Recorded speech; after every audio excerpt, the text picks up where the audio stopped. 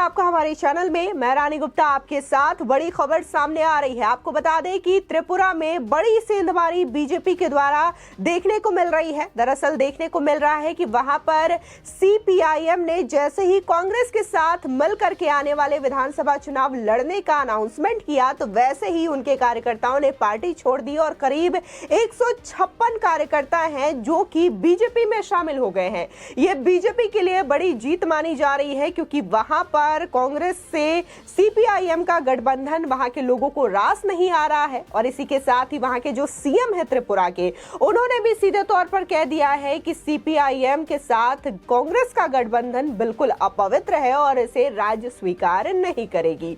बता दें कि जहां 156 कांग्रेस सीपीआईएम कार्यकर्ता बीजेपी में शामिल हुए हैं तो वहीं करीब 2000 कांग्रेस सीपीआईएम कार्यकर्ता त्रिपुरा में शामिल हुए हैं। इसी के साथ ही देखने को मिल रहा है कि भारत जोड़ो यात्रा का भी असर इस चुनाव में नहीं होने वाला है। जहां लोग कह रहे थे कि राहुल गांधी की भारत जोड़ो यात्रा तमाम विपक्षी पार्टियों को एक साथ लाने का काम कर रही है, लेकिन त्रिपुरा में जो चीजें हुई हैं उससे ये जो है वो सफल होता हुआ नहीं दिखाई दे रहा है, क्योंकि कांग्रेस के साथ चुनाव लड़ने पर पार्टी के कार्यकर्ता खुश नहीं हुए, जिसकी वजह से उन्होंने बीजेपी का दामन थामना बेहतर समझा। आपको बता दें कि इस साल टोटल 9 राज्यों में विधानसभा चुनाव होने वाले हैं और आज चुनाव आयोग जो है वो 3 राज्यों के चुनाव की तारीखों का ऐलान करने वाली है, जिसमें से त्रिपुरा, नागालैंड और इसी के साथ ही मेघालय शामिल है। आपको बता दें कि इस साल होने वाले 9 राज्यों के विधानसभा चुनावों को सत्ता का सेमीफाइनल कहा जा रहा है। दरअसल इन विधानसभा चुनावों के खत्म होने के कुछ ही महीनों के बाद 2024 के लोकसभा चुनाव होने वाले हैं और इस बात से इनकार नहीं किया जा सकता कि इस विधानसभा चुनावों के नतीजों का असर सीधे तौर पर आने वाले लोकसभा चुनाव यानी कि 2024 के चुनाव पर पड़ेगा। और यही वजह है कि 9 राज्यों के विधानसभा चुनावों को लेकर के तमाम सियासी दलों ने अपनी अपनी तैयारियां शुरू कर दी हैं। इस साल त्रिपुरा, मेघालय, नागालैंड, कर्नाटका, मिजोरम, मध्य प्रदेश, छत्तीसगढ़, राजस्थान और तेलंगाना में विधानसभा चुनाव होने वाले। सभी राज्यों में सियासी बिसात बिछाई जाने लगी है और राजनीतिक समीकरणों को कसौटी पर कसा जाने लगा है। बता दें कि 2018 विधानसभा चुनाव में बीजेपी ने लेफ्ट के सबसे मजबूत किले को ढहा करके धमाकेदार जीत त्रिपुरा में दर्ज की थी। बीजेपी ने 60 में से 35 सीटों पर शानदार जीत दर्ज की थी, जबकि सहयोगी दल के साथ बीजेपी को कुल 43 सीटों पर यह जीत हासिल हुई थी। इसी के साथ ही सीपीआईएम को केवल 16 सीटें ही मिली थी। बता दें कि 2023 में सबसे पहले चुनाव पूर्वोत्तर राज्यों में होने वाले हैं। इसमें से एक त्रिपुरा में बीजेपी के सामने सत्तारूढ़ दल होने के नाते दोबारा वापसी करने की चुनौती बनी हुई है और लगातार बीजेपी भी सत्ता में फिर से वापसी करने को लेकर के बेकरार है। बता दें कि साल 2018 में बीजेपी ऐतिहासिक प्रदर्शन करते हुए 35 सीटों पर जीत हासिल की थी। बीते साल बीजेपी को मुख्यमंत्री भी बदलना पड़ा था और इस बार बीजेपी के सामने कांग्रेस और वाम दलों के गठबंधन से इतर तृणमूल कांग्रेस और एक अलग चौथा मोर्चा टिपरा मोथा ने मुश्किलें बढ़ा दी है। लेकिन जिस तरीके से बीजेपी की जो सेंधमारी है वो कहीं ना कहीं शुरू हो गई है और उनके जो कार्यकर्ता हैं वो बीजेपी का दामन थामते हुए नजर आ रहे हैं। बता दें कि त्रिपुरा राज परिवार के वंशज प्रद्योत विक्रम माणिक्य देवबर्मन की नवगठित आदिवासी पार्टी टिपरा मोथा ने फिलहाल बीजेपी और कांग्रेस दोनों से दूरी बना रखी है और इसका प्रभाव राज्य की 20 आरक्षित सीटों पर पड़ सकता है। कहा जा रहा है कि यही वजह है कि जो कांग्रेस के साथ सीपीआईएम ने गठबंधन का ऐलान कर दिया है और आने वाले विधानसभा में कांग्रेस के साथ सीपीआईएम लड़ते हुए दिखाई देगी। इसी के साथ ही इलेक्शन कमीशन आज नागालैंड, मेघालय और त्रिपुरा की विधानसभाओं के आम चुनावों की घोषणा करेगा।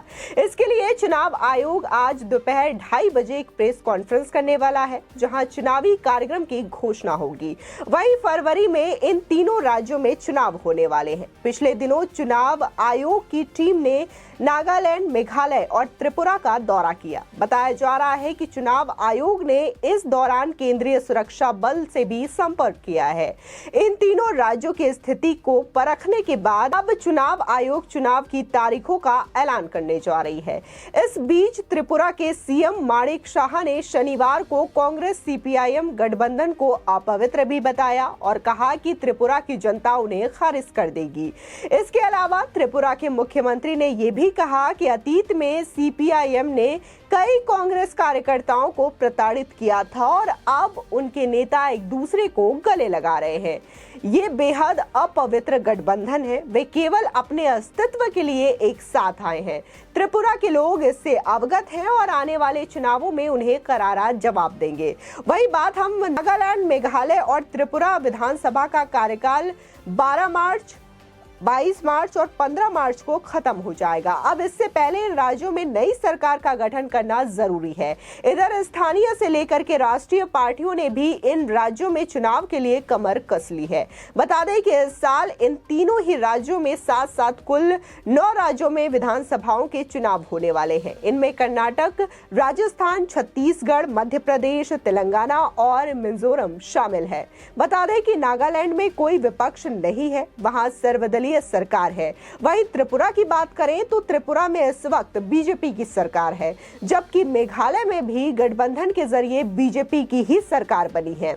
इस साल 9 राज्यों में होने वाले विधानसभा चुनावों को अगले वर्ष 2024 में होने वाले लोकसभा चुनाव के सेमीफाइनल के रूप में देखा। ऐसे में सभी पार्टियों ने इन चुनावों के लिए कमर कसी हुई है और बीजेपी की राष्ट्रीय कार्यकारिणी की बैठक में भी चुनावों की रणनीति पर चर्चा की गई है। बता दें कि त्रिपुरा और मेघालय में 2-2 जबकि नागालैंड में लोकसभा की 1 सीट है। ऐसे में ये बेहद जरूरी हो जाता है कि बीजेपी जो है इन तीनों ही राज्यों में वापसी करे, जिससे कि उनका 2024 का जो फाइनल है वो क्लियर हो जाए इस सत्ता की सेमीफाइनल को। बता दें कि फिलहाल राहुल गांधी की जो भारत जोड़ो यात्रा है उसका असर उत्तर पूर्वी भारत में नहीं दिखाई दे रहा है, क्योंकि यहाँ पर लगातार जो पार्टी के कार्यकर्ता हैं वो नाखुश नजर आ रहे हैं और बीजेपी का दामन थामते हुए दिखाई दे रहे हैं। ऐसे में जहां राहुल गांधी कश्मीर में जाकर के झंडा फहराने वाले हैं, तिरंगा फहराने वाले हैं और बार बार ये ऐलान कर रहे हैं कि तमाम जो विपक्षी दल हैं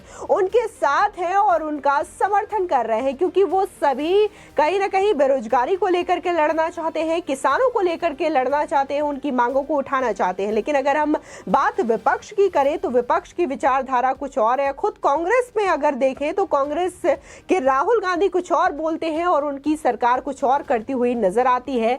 जो एग्जाम्पल रिसेंट में नजर आता है वो हिमाचल प्रदेश का है कि कैसे राहुल गांधी ये बोलते हैं कि हमें महंगाई और गरीबी के खिलाफ लड़ना है, लेकिन वहां पर खुद जो उनके मुख्यमंत्री अभी हाल ही में बने हैं उन्होंने डीजल के रेटों को बढ़ा दिया है, जिससे ये अंदाजा लगाया जा सकता है कि वहां पर महंगाई का क्या हाल है। लेकिन राहुल गांधी भारत जोड़ो यात्रा में इस तरीके के वादे लोगों से कर रहे हैं।